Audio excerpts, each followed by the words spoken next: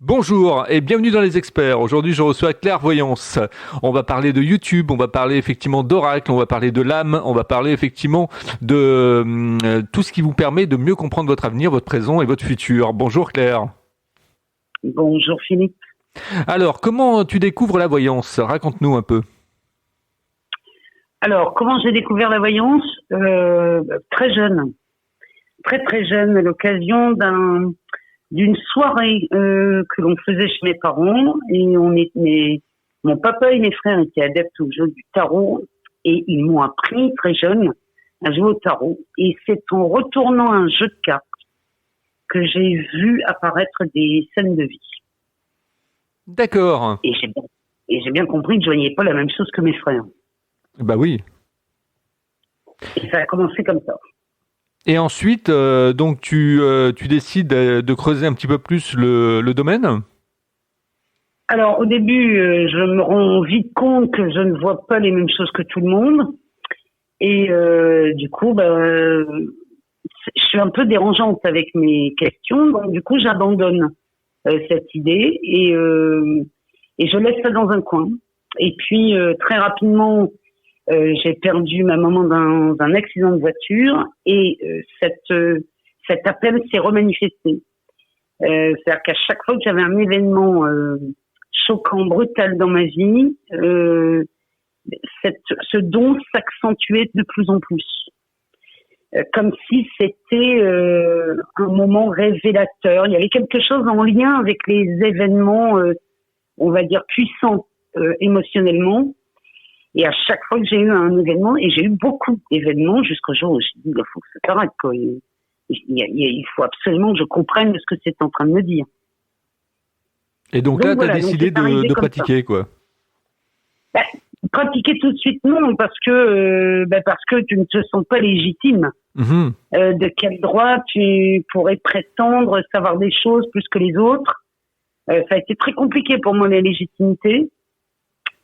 Parce que bien que ce soit naturel chez moi, je ne pouvais absolument pas prouver aux gens ce que je voyais, puisque ce que je voyais, j'étais la seule à le voir. Donc il y a quand même il y a une ambiguïté à ce moment-là qui se produit, ce qui fait que au début, à la limite, on n'ose pas le dire parce qu'on a peur des réactions des autres.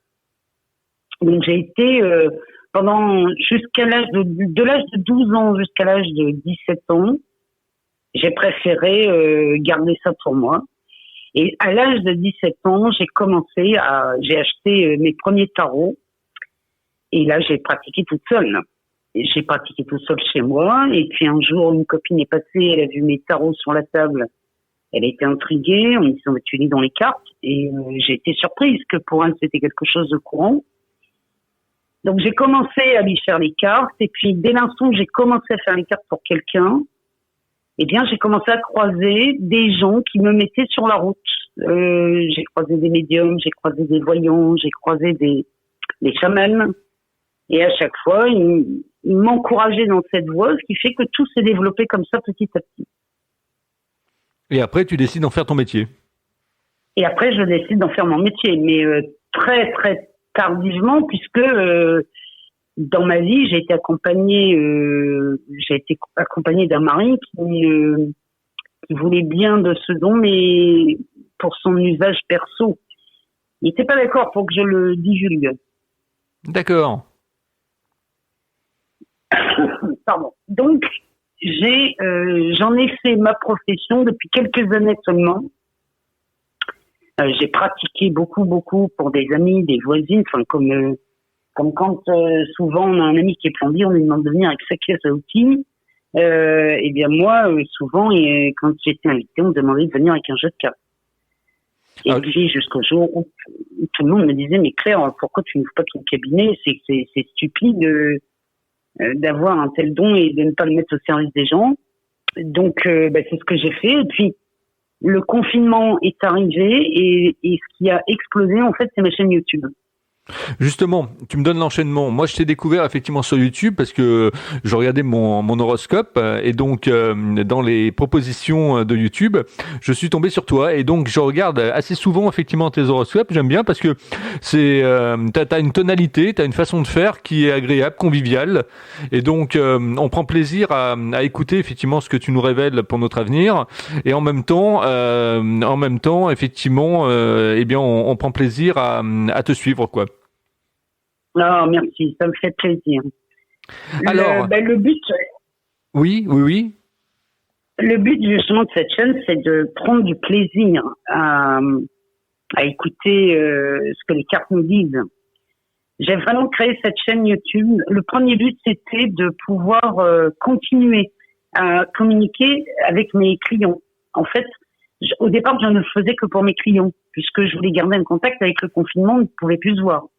Donc, j'ai préféré ce mode de communication.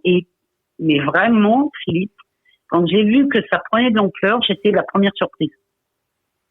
Oui, parce que tu as énormément d'abonnés, tu as beaucoup de gens qui te suivent, tu as beaucoup de commentaires. Donc, il y a une part d'engagement qui est très forte, quoi. Ah oui, ben là, aujourd'hui, mon engagement, il est maximal. Je veux dire, aujourd'hui, je partage ces contenus dans le seul but d'aider les gens à leur amener un angle de vue différent. Je veux leur montrer que tout n'est pas noir et tout n'est pas blanc. C'est que en fait, ton regard va changer l'événement qui se produit devant tes yeux. Ta façon de voir les choses va faire bouger l'expérience que tu vis. Alors j'ai une question pour toi. Quel est ton oracle préféré? Avec quel oracle tu aimes le plus travailler? Ah bah le Béline. Le Béline. Le Béline. L'oracle Béline. Ah oui, le Béline. D'accord.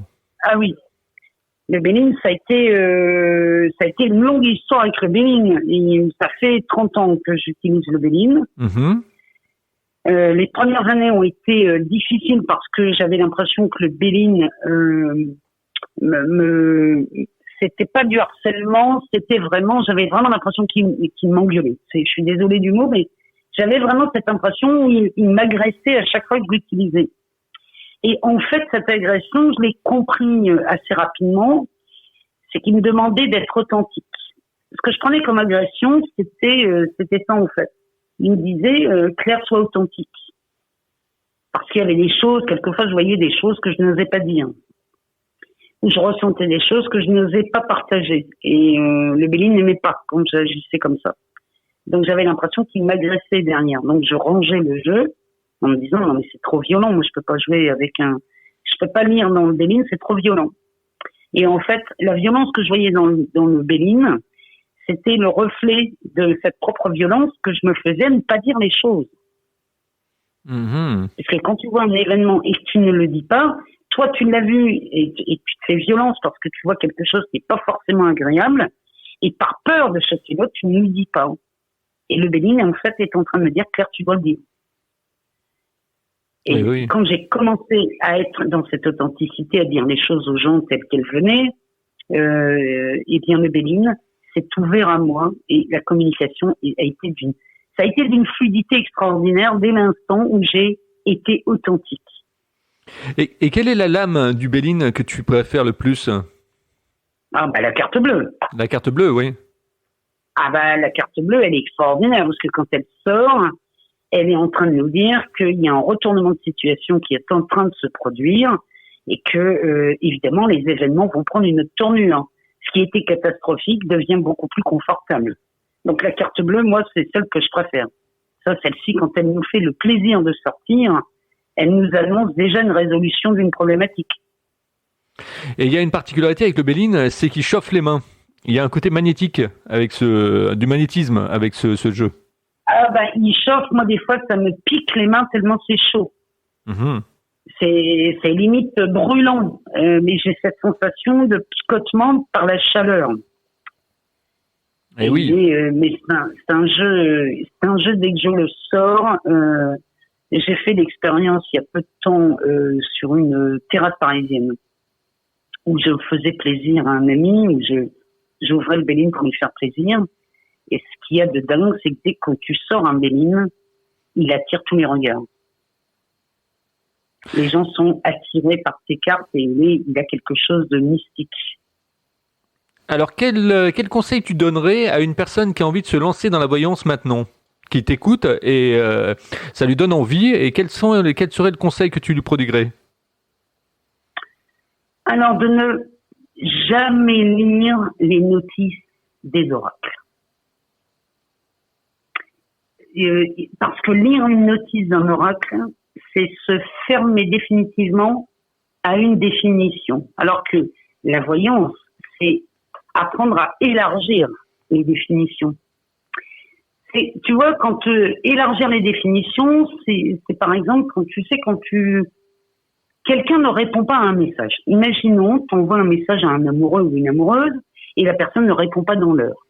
Souvent, les gens ont le réflexe de se dire, ah ben, il ne répond pas, ça veut dire que. Ça veut dire que, c'est ça que je demande à balayer et à vouloir ouvrir et à commencer à s'ouvrir à d'autres définitions. Il n'a pas répondu, ça ne veut rien dire. Ça peut vouloir dire n'importe quoi, mais pour moi, ça ne veut rien dire. C'est ça, élargir ces définitions. Donc, quand on retourne une carte dans le Béline qui pourrait nous parler, je ne sais pas moi, la carte du retard. Dans le Béline, on a la carte du retard, donc déjà, on indique, on met un mot-clé sur cette carte. Le mot-clé nous parle de retard. Moi, bien souvent, ça peut me parler aussi d'une seconde opportunité, quelque chose qui revient pour une seconde fois. Et en fonction des cartes les cartes voisines de cette carte du retard, par exemple, ça peut vouloir dire beaucoup de choses. C'est là où je dis, élargissez vos définitions. La carte du retard ne veut pas dire que retard. Elle nous indique quelque chose, mais elle peut nous parler d'une seconde opportunité. Elle peut nous parler aussi d'un effet rétroactif. Elle peut nous parler de tellement de choses en fonction des cartes qui sont avoisinantes. C'est pour ça que je dis toujours, ne prenez pas les notices, puisque les notices vont vous enfermer dans des mots-clés et vous ne pourrez plus laisser votre intuition vous guider. Laissez l'intuition, laissez émerger la réponse, puisque il y a une véritable connexion entre le jeu de cartes et la voyante. Il y a une connexion qui se fait. Moi, quand je mets les cartes sur le tapis, c'est le Béline qui me parle. C'est-à-dire qu'il y a une information qui circule. En un quart de seconde, j'ai une information. Le mental fait blabla. Mais le Béline me donne une info en un quart de seconde. On sent bien que c'est pas la même chose. Et c'est ça que j'invite les gens à faire. C'est baisser le son du mental et ouvrez votre véritable désir du cœur. C'est vraiment la meilleure chose que je puisse donner à quelqu'un qui débute, c'est de regarder les cartes et de les laisser nous parler. D'accord, de les ressentir.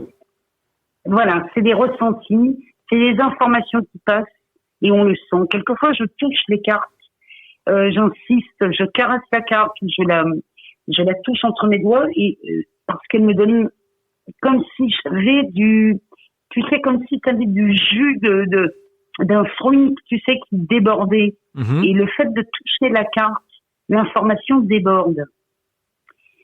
Et oui. C'est bizarre, hein, ce que je te dis, mais non, mais c'est compréhensible. En profondeur. C'est compréhensible. Je vois ce que tu veux dire. Ouais, il faut s'imbiber de la carte, quoi. C'est ça, s'imbiber de la carte pour en extraire vraiment l'essentiel. Il y a quelque chose, il y a vraiment une connexion qui se fait entre la carte et la voyante. En tout cas, je parle pour moi, c'est mon ressenti. Et quelquefois, tu sais, les cartes, quelquefois j'ai plusieurs jeux de cartes sur ma table. Et quand on me demande une info par téléphone, des fois j'ai une amie qui m'appelle, qui me demande une info. Moi, je laisse guider mes sens. Et quand mes yeux sont attirés sur un autre bec qui traîne sur la table, en fait, le jeu est en train de me dire que l'information, je l'ai sous le nez. Je lui donne la réponse. C'est étrange, mais les informations sont déjà là. Et quand la personne m'appelle, mes jeux ne sont pas disposés par hasard. Tout à fait. Quelquefois, on pourrait dire, oh là là, c'est le bazar, il y en a partout. Non, c'est pas le bazar. C'est très bien organisé. C'est parce que j'ai un appel qui arrive dans 5 minutes et l'information, elle est déjà là. Tout à fait. Je regarde le temps, clairvoyance. Il faut qu'effectivement, je te pose la dernière question. Comment tu trouves ma façon d'interviewer les gens? Excellente, mon cher Philippe. t'as une façon d'amener, regarde comme je m'emballe et comme je te partage cette passion. Franchement, Philippe, j'ai adoré cette interview. Bah merci à toi en tout cas. Et puis tu nous as fait passer ton métier, tu nous as fait vivre effectivement de l'intérieur comment tu pratiquais, et je t'en remercie. Parce que ça a été très riche, ça a été court aussi parce qu'on a fait 15 minutes, hein, mais 15 minutes aujourd'hui effectivement c'est ce qu'il faut pour que ça soit dense et qu'il y ait le maximum de personnes qui écoutent. Donc je te remercie d'être passé dans les experts, et vous aussi si vous voulez être interviewé dans les experts, vous me contactez sur Facebook en message privé sans aucun souci à Philippe Belgrand, et vous me trouverez sans aucun problème. Voilà, merci Claire. Merci Philippe.